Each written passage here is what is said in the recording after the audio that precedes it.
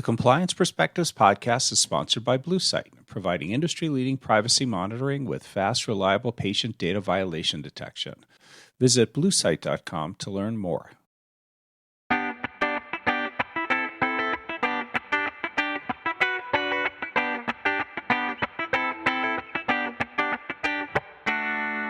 Welcome to the Compliance Perspectives podcast. I'm Adam Turtletau from the Society of Corporate Compliance and Ethics and Healthcare Compliance Association.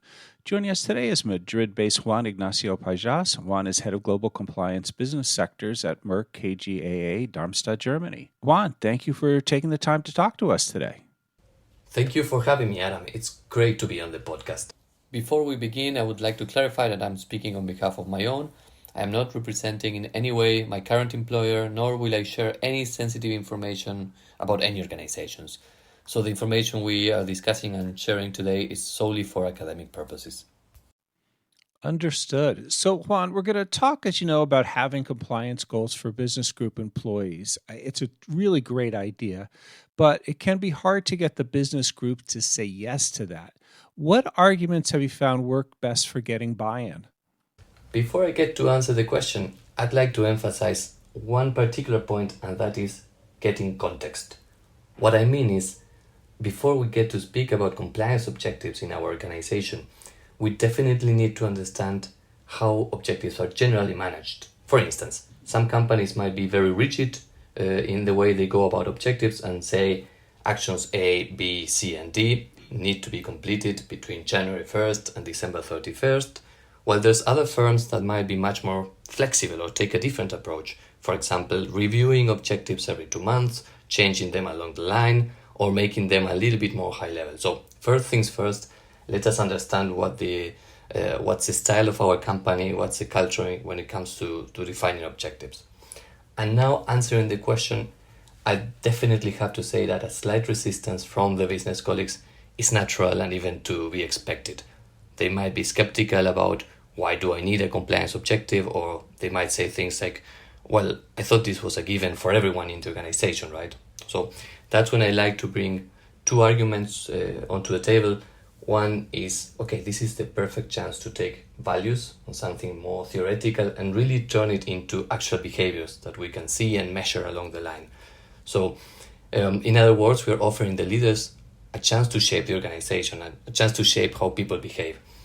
And then on the other hand, I also like to talk about prioritization.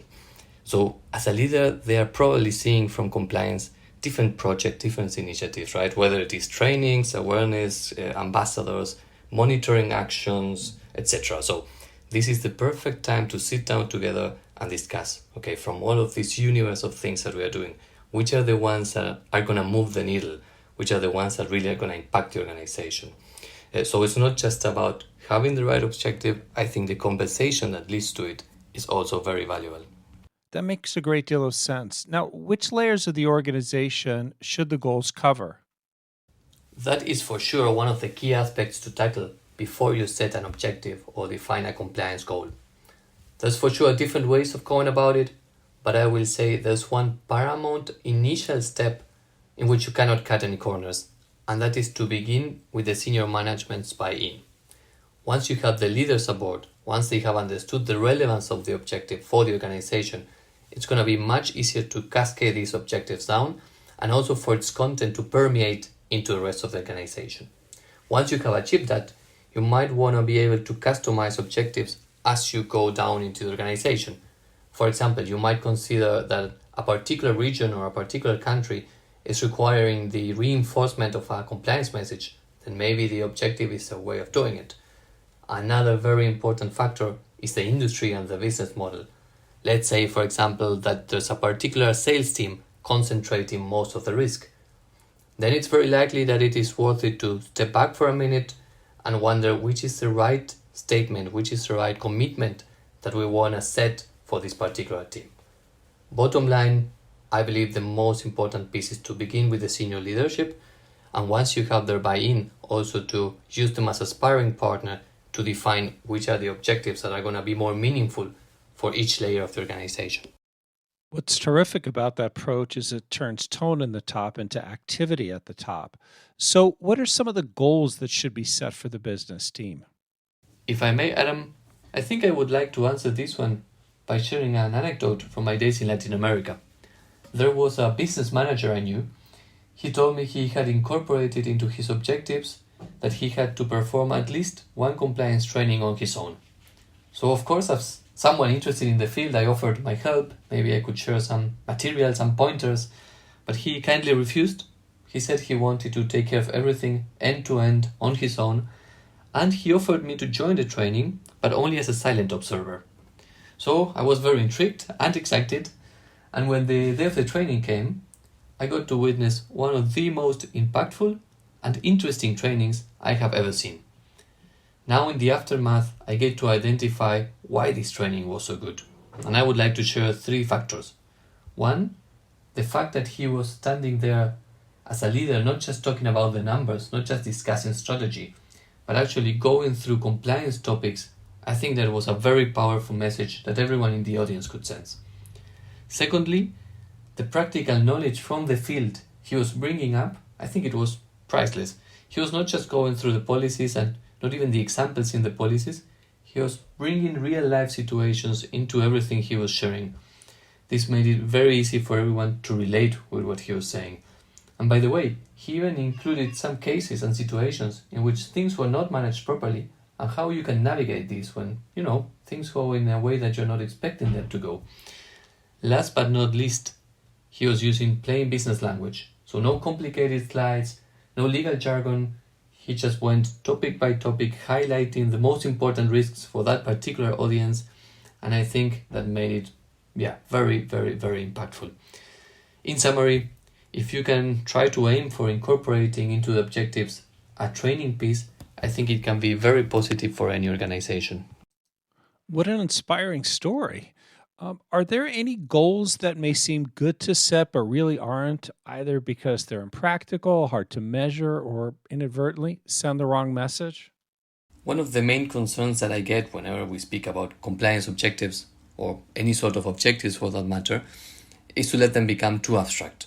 To me, there has to be a balance between very high-level, value-driven statements, which are very meaningful for everyone, but are going to be hard to measure, and on the opposite corner, just a list of actions to be completed.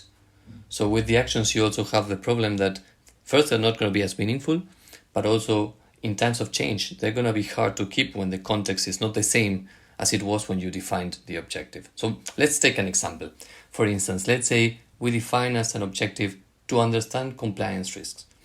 And then in an organization, we have colleague A who interprets this as, okay, I need to complete these compliance trainings, these e-learnings that I have been pending for a while. And on the same team, just 2 desks away from him, there's another colleague who interprets the same objective as, wait, then if I need to understand compliance risks, then I should probably prepare a heat map and start analyzing the different risks that apply to my team. So you see the high-level objective here brought also unpredictability, which is something you do not want. So how do we tackle this? Probably with using the SMART technique. I think SMART objectives are a tool that we should all consider when we define compliance objectives in particular, but also wrapping up, if you want the objectives to be impactful and to shape behavior in the organization, I would probably consider both components. A high-level, value-driven piece that applies to everyone, but then you also want to incorporate concrete actions that can help people to understanding how these objectives are going to come to life.